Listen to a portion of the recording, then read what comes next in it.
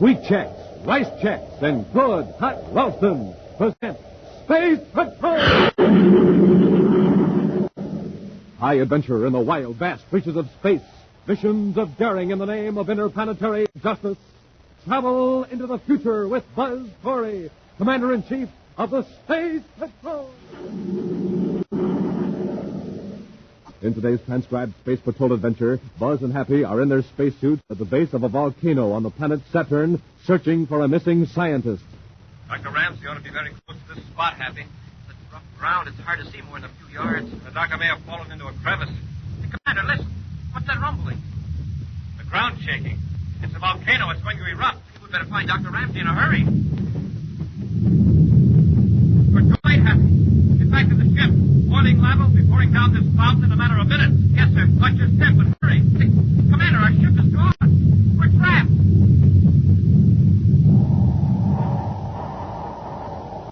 We'll return in just a moment with today's exciting Space Patrol adventure, The Sleeping Demon of Saturn.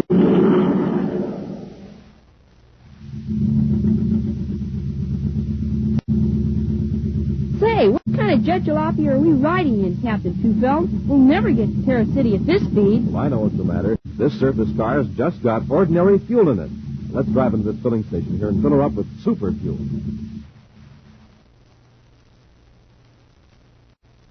Let's try her now.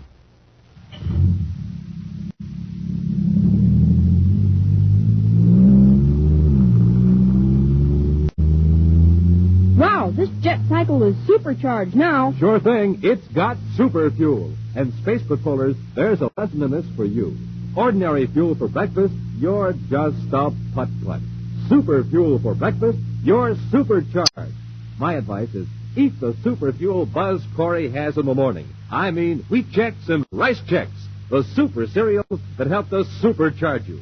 Real swell tasting, and they both have that modern bite-sized design for easy eating. So, gang, don't be a putt-putt. Eat the delicious super cereals that help to supercharge you. Rice Checks, Wheat Checks.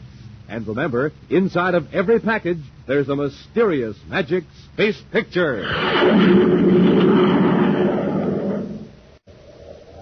And now, today's Space Patrol adventure. Commander Corey and Cadet Happy are in the commander's flagship, the Terra 5, approaching the planet Mercury, where a few hours before, a minor quake shook a small section of that innermost planet. There were no casualties and no damage to property. Yet, within the hour, every planetary capital, every scientific laboratory was buzzing with excitement. Furthermore, it caused Commander Corey to make a special trip to Mercury. Why all this interest in a harmless quake? Because it was predicted 8 years before, almost to the minute. Intently now, Happy scans the viewscope screen as the cracked and fissured surface of Mercury spins below. We're getting close to the scene of the quake, Commander. I'm afraid it won't look any different than the rest of this part of Mercury, Happy. Well, I suppose not, sir. But I'd like to be able to say that I was one of the first to see the location of the first scheduled quake. Didn't the Space Patrol newscast say that the doctor pinpointed the exact location and named the time 8 years ago? Dr. Ramsey's predictions may have been just a coincidence. That's why I sent Tonga on ahead to Mercury City to contact him personally. Well, predicting quakes isn't exactly new, is it, sir? I mean, in a general sort of way? Up to now, it's been very general. Scientists have spread their predictions over areas of hundreds of square miles and allowed themselves several years leeway. Assistant Security Chief Tonga, calling Commander Corey aboard Terra 5. Tonga, calling Commander Corey. Corey here, go ahead. I've contacted Dr. Ramsey, Commander. He's in Mercury City. Good. Did you talk to him about this Mercury quake? Yes. He says the news reports are basically true. He did predict the exact time and location of this quake 8 years ago. Well, tell him I'll see him as soon as I reach Mercury City. That'll be in about 30 minutes. Corey out. Commander, look. There's something down there in that clearing. What's it look like? A wrecked spaceship. A wrecked spaceship? Yes, sir. I'll set the ship down. You get our spacesuits out of the locker.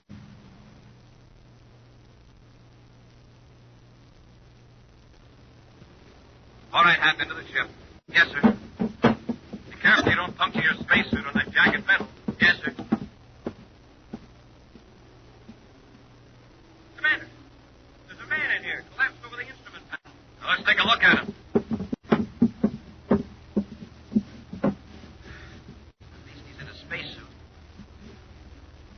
alive. Quickly, Happy, let's get him to our ship. He needs oxygen.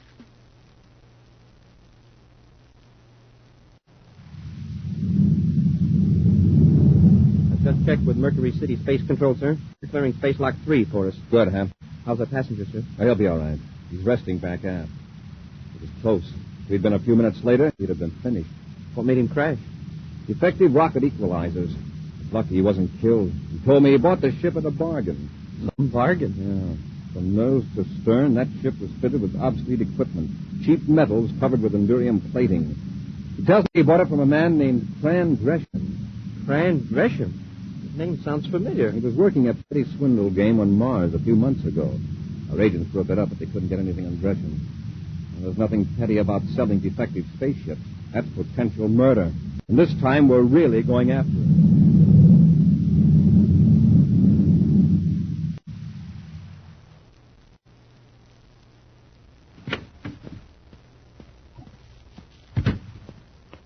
Well, Gresham, did you close the deal? Our client insisted on inspecting the ship. The only thing we found in working order was a danger sign in the atomic power compartment. That's the third sale you've muffed this last week, Gresham. It's costing me quite a bit of money to keep up a front here in Mercury City.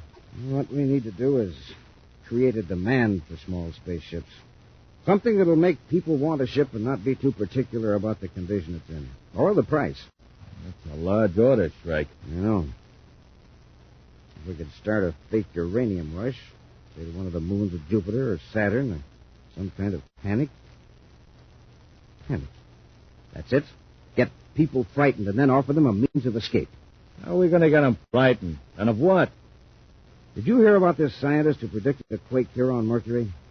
I heard something about it. I didn't pay much attention. His name is Ramsey. 8 years ago, he predicted a quake in a certain part of Mercury and called it almost to the minute. The quake hit yesterday. So what? Suppose we pay him some money and get him to predict what city is going to be hit with a quake within the next few weeks. We can sell those ships in a few hours. Suppose there isn't going to be a quake near a city. There won't have to be one. The very fact that this guy Ramsey is making a test near a city will make people worried. Then we'll start a few rumors. Like, I think you've got something. I'll call on this Doc Ramsey. And I think I know just the city that's ideal.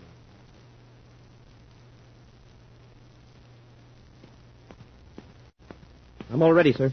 There's a service car in front of headquarters waiting to take us to Dr. Ramsey's apartment. Oh, we'll wait here a few minutes, Happy. I'm expecting a report from Tonga and this man, Gresham. Oh, yes, sir. Oh, how's the man we rescued from the wrecked ship? Oh, he'll be all right. But he's in bad shape financially. No company would insure that ship of his because he didn't have a Space Patrol inspection certificate. So the poor guy has to stand the loss himself. Mm-hmm. It's an expensive lesson for him. Commander, Oh, yes, Tonga. I haven't been able to find out much about this Fran Gresham, but I've learned one thing. He's here in Mercury City, or at least he was within the last 2 days. Where can we locate him? I don't know. But he's been seen with a man named Rupert Shrike. Oh, probably he's planning to sell Shrike one of his broken-down ships. No, Happy. Apparently, Shrike is backing Gresham, helping him to put up a front to impress clients. Tonga, assign 2 of our agents to tail Shrike. Find out how he contacts Gresham, and we can get a line on them. All right, Commander. Okay, Happy. Let's get over to Dr.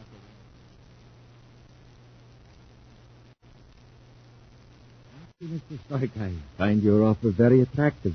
Well, then you'll accept, Doctor? Well, I'd like a little time to think it over. You see, I hardly expected to be called on to predict quakes for a private person. Tell me, Mr. Shrike, what region are you interested in? Kepler City on Saturn. I have some property there. You don't need to worry, Mr. Shrike. Kepler City is safe probably for centuries to come. Well, then you've already tested it? Yes, years ago. But you can rely on the assurances of other fake experts. But Kepler City is fairly near a volcano, Doctor. I know, the sleeping demon. That volcano is all but inactive. Sends up a little smoke occasionally. Even if it did erupt, which is unlikely, the city is in no danger. But suppose a quake shifted the strata under the cone. Wouldn't that cause a violent eruption? It would take a fairly violent quake to do that, and that's most improbable. Make a test anyway. I'll raise my offer to 2,000 credits. No, Mr. Shrike, thank you. Any further test would be a waste of time. Look here, Ramsey. I came here with a legitimate offer. Don't pull this high-toned devotion to science business on me. I'm not interested, Mr. Shrike. Now, will you excuse me? You listen to me, Ramsey. I can make you mighty anxious to make that test if you don't listen to reason. Is that the threat? Take it as a threat if you want to. I've made up my mind. You're going to make that test. If I have to use force. Get rid of him. I'm not leaving here till I get what I want. Very well.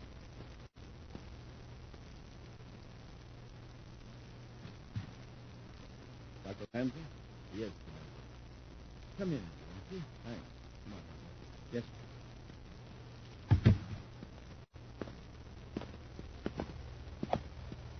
Commander, this gentleman is Mr. Strike. How do you do, Mr. Strike? Nice to meet you, Commander. Mr. Strike feels he has urgent business with me. We can discuss it later. On the contrary, I'll discuss it right now. Commander, I think this is something you should know.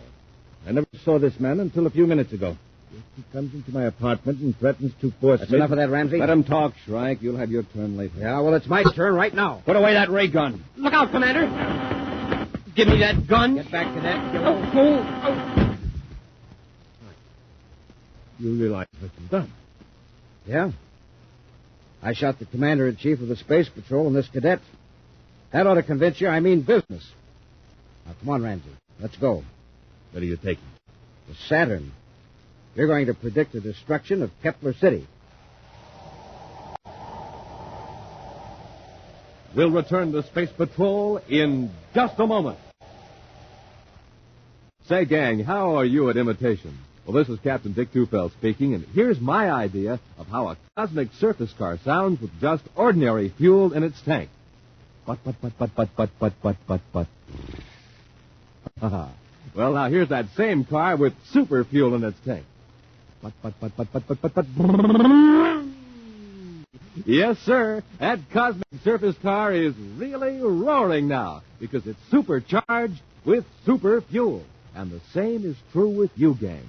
What happens to you when you have ordinary fuel for breakfast? Well, you move like this. But. That's right. You're just a putt-putt. But when you fill up your tank with super fuel, man, you're supercharged. So eat a power breakfast with Rice Chex or Wheat Chex and get supercharged. Flavor galore in every bite-sized biscuit. Rice Chex, Wheat Chex. And inside of every package, you get a mysterious magic space picture. And now, back to our Space Patrol adventure, The Sleeping Demon of Saturn. Dr. Ramsey has perfected the method of predicting quakes. Two criminals, Shrike and Gresham, plan to force the doctor to predict a quake and eruption of a volcano near Kepler City on the planet Saturn.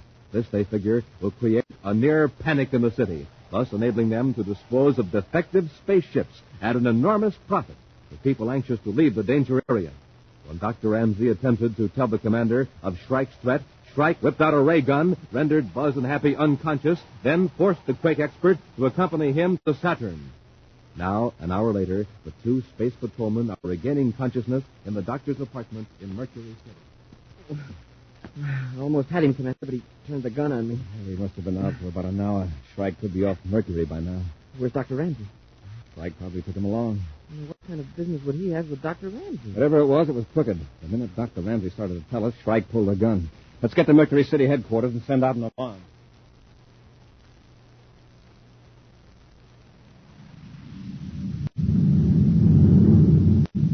Where are we now, Shrike? We just crossed the Mars orbit. How's the doc? I put something in his coffee to put him to sleep. That'll hold him till we reach Saturn. Good. We'll keep Ramsey pretty well under cover. But we'll be around with our quake detecting equipment, setting it up in the region of the volcano. We'll be seen by spaceships and atmosphere cruisers, lugging heavy equipment up and down the slope of the sleeping demon. Every 3 or 4 days, we'll come back to Kepler City looking very grim and worried. Like we found out bad news, huh? Exactly. Then we'll drop a few hints, just enough to get people worried. Like the volcano is going to erupt? Yes. The wise boys will figure the authorities aren't letting the people know what's going on.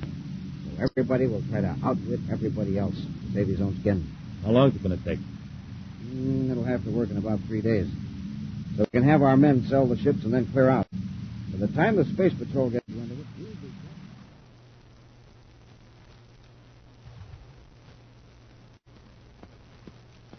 Happy, are all those agents' reports in? All except Jupiter and Neptune, sir. All negative. No word on Shrike, Gresham, or Dr. Ramsey. It's been 3 days now. Shrike may dispose of the doctor just to keep him from talking. Oh, sir, there's a message for you here to call Jupiter City headquarters. Is it from Tonga? Well, I don't know, sir. It just said Station 22. Shrike is supposed to operate out of Jupiter City. Maybe Tonga's found out something. Commander Corey at Mercury City headquarters calling Jupiter City Space Patrol headquarters, Station 23.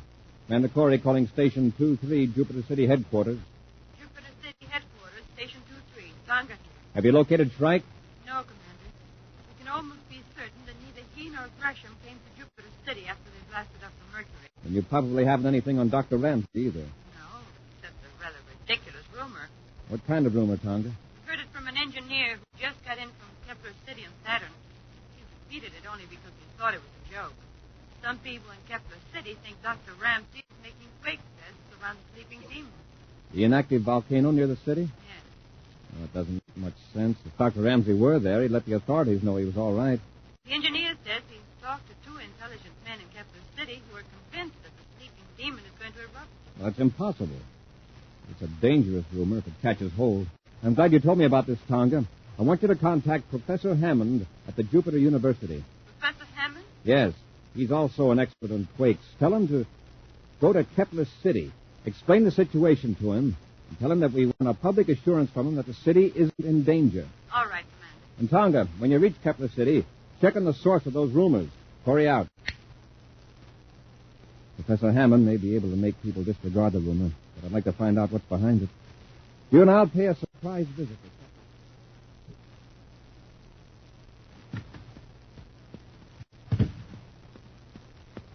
Right, you better get out of here quick. What's the matter, Gresham? Just found out that Corey's assistant security chief is here in Kepler City. What about it? That doesn't mean she's looking for us. No, but she showed up with another expert on quakes, Professor Hammond from Jupiter University. Just released a statement that the public has nothing to fear. The volcano won't erupt. No quakes are possible in this region. Good. That's wonderful. What's so wonderful about it? She's going to buy our spaceships after they hear what Hammond says. Who's going to listen to Hammond when the sleeping demon starts spouting molten lava? What are you talking about? The volcano isn't going to erupt. It will. With a boost from a cosmic bomb dropped into the crater. Huh? We'll put a time fuse on it, so it'll blow up in about 12 hours. Of course, it won't be enough of an eruption to harm the city, but it'll panic the population. Then we'll do plenty of business. Make Hammond look silly. Not only that, but nobody will believe anything the local authorities say after that. It'll be every man for himself. What about Ramsey? We'll put him in a spacesuit and leave him near the top of the crater. The volcano will erupt before he gets down. Dr. Ramsey will never be seen again. Well, let's work fast. I want to get out of this place.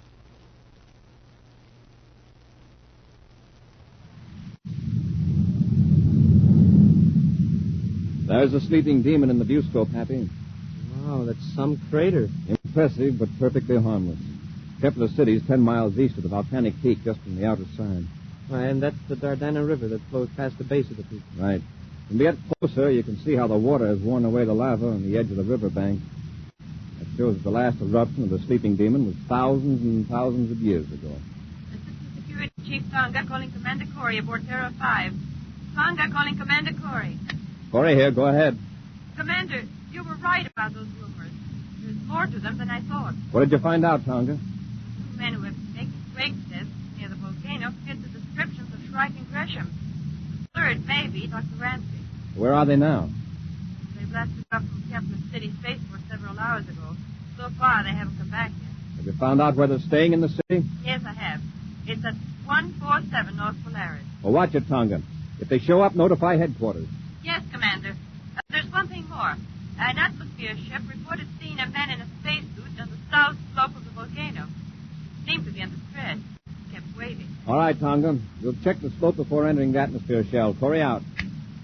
South slope. That's the side toward the river. Cut a velocity, Happy. We'll see if we can find them.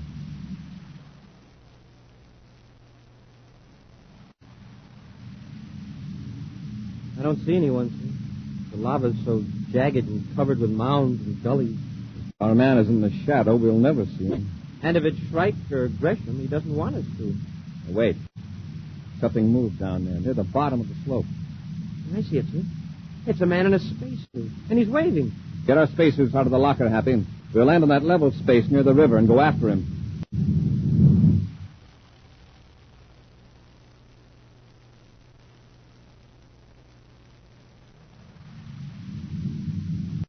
That's right. We've dropped the bomb in the crater and left Ramsey down on the slope. Now let's get back to the city. Don't be stupid, Gresham. We'll show up an hour after the volcano erupts with a story of how we tried to rescue our companion, but the lava got to him before we did. Who's going to bother listening to us then? We'll be running around trying to leave the city. Sure, but at least we'll have an alibi in case we need it. Uh-oh. Look down there at the base of the slope. Spaceship? Yes, and it's Corey's. You must have spotted Ramsey. Let's get out of here, quick. Wait till we're sure they're out of sight of their ship, and we'll set down near it. I'll blast off in Terra 5 and meet you in Turquoise Canyon north of here. The sleeping demon will be spouting lava in about 15 minutes. If Corey's ship is gone, we'll get him.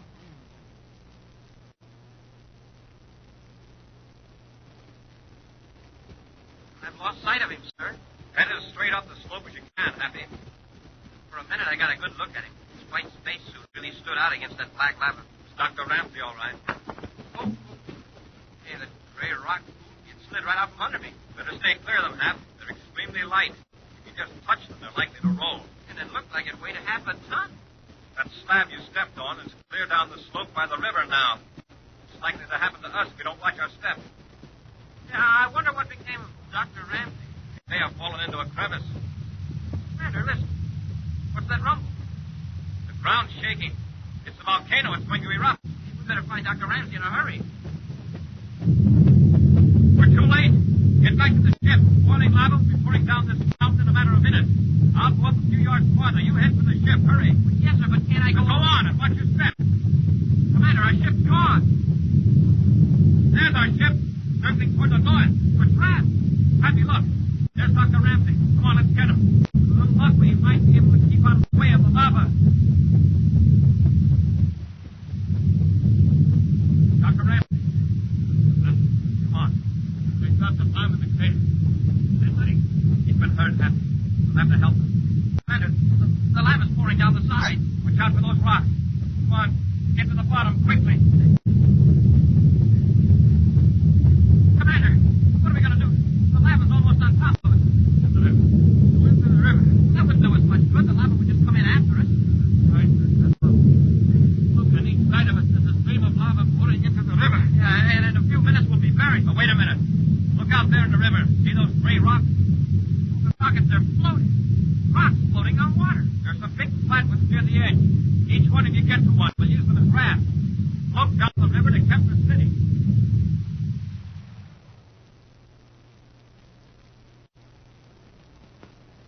Strike, I don't like the idea of coming back to Kepler City. We've got to destroy all evidence that we were here, then we can blast off. Besides, the whole town's excited over that volcano. They won't notice us. Let's get inside, finish up what we have to do. I want to get away from here. Don't be in such a rush. We'd better stick around and keep track of our salesmen. We don't want to be double-crossed on those spaceship sales. Here we are. Well. Gresham, we have company. Huh? Grab her, Gresham. Stay where you are, both of you. I've got it, Strike. Let go. Hold it, Gresham. Now, that changes my plans. We'll have to finish it right here. Then we'll blast off. Hurry up, then. There may be other Space Patrol agents around. You're so right. Corey, get your ray gun, Gresham. Not this time you don't. I'll get Strike, sir.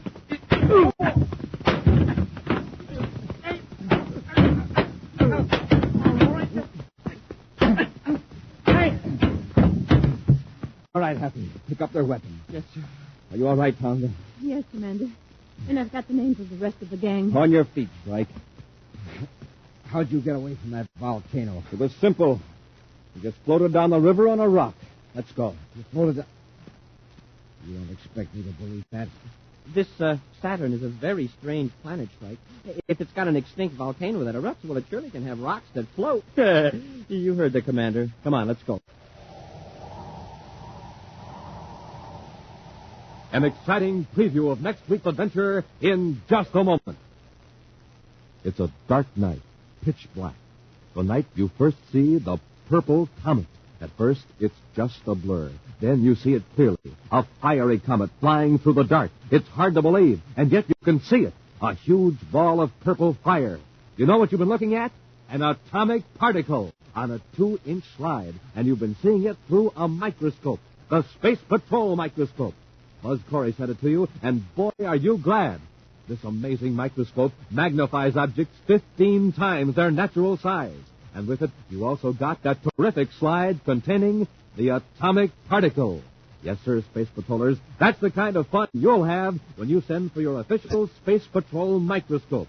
And you not only get the mystery slide with the atomic particle on it, you get more slides, 4 more, all crystal clear. Slides you place tiny objects on. And when you do that and place them under your microscope, wow, you see objects 15 times their natural size. You see details that leave you blinking in surprise. Insects look like men from Mars. A human hair reminds you of a giant python snake. Why, you actually see the living creatures in a drop of water. What a microscope! What power! What magic! And just think, it's pocket size.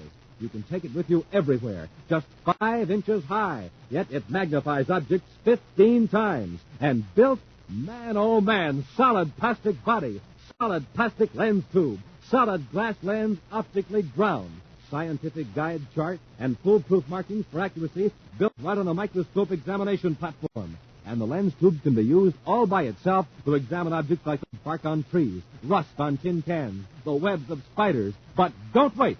Send for this thrilling Space Patrol microscope kit today. Just buy a box of rice checks or wheat checks. Then with your name and address, send 25 cents in coin and a rice checks or wheat checks box top to Space Patrol, Box 686, St. Louis, Missouri. This offer good only in the USA and may be withdrawn any time. That's Space Patrol, Box 686, St. Louis, Missouri. And now, a preview of next week's exciting Space Patrol adventure. Buzz and Happy are aboard the deluxe passenger spaceship, the Supernova, headed for the planet Saturn. As they enter a private compartment in search of a criminal, the occupant of the compartment pulls a ray gun on them. Just keep moving down the corridor, Commander. You too, Cadet. Going to a lot of trouble. You must be counting on taking quite a lot of money from Grayson. Think what you like. All right, hold it. This is where we part company. Just open this little metal door. Now, crawl in there, both of you. You can't put us in there. It's the ship's rubbish disposal chute. I know what it is. Get in. Well, before we reach Saturn, that chute will be emptied. In space. Yes, Commander. The blast of compressed air will sweep you out of the ship. And no one will know where you've gone. Be sure to join us next week for the thrilling story, Trouble Aboard the Supernova, when wheat checks, rice checks, and good hot Ralston again present Space Patrol! Special bulletin for boys and girls in Altoona and Johnstown, Pennsylvania, and Albany, New York. Buzz Corey's own space battle cruiser, the Ralston Rocket, will be in your area next week. Don't miss it. The Ralston Rocket. Gang, here's how you can make your own Space Patrol helmet. All you need are things like cardboard and paper clips. Read all about it in the August issue of Woman's Day magazine. Tells you how to make an official Space Patrol guard helmet and desert crash helmet. Space Patrol, created by Mike Moser, starring Ed Kemmer as Commander Corey and Lynn Osborne as Cadet Happy, was written by Lou Houston, produced and directed by Larry Robertson, executive producer Mike Devery. Other players were Nina Berra, Norman Jolly, Ken Mayer, and Stephen Robertson. Dick Tufeld speaking. Now, don't forget to tune in next Saturday and every Saturday when wheat checks, rice checks, and good hot Ralston again present Space Patrol! Be sure to see another exciting Space Patrol program on your local ABC television station. Consult your local paper for time and channel. This program is broadcast to our armed forces overseas through the worldwide facilities of the Armed Forces Radio Service. Space Patrol came to you transcribed from Hollywood. This is ABC Radio Network.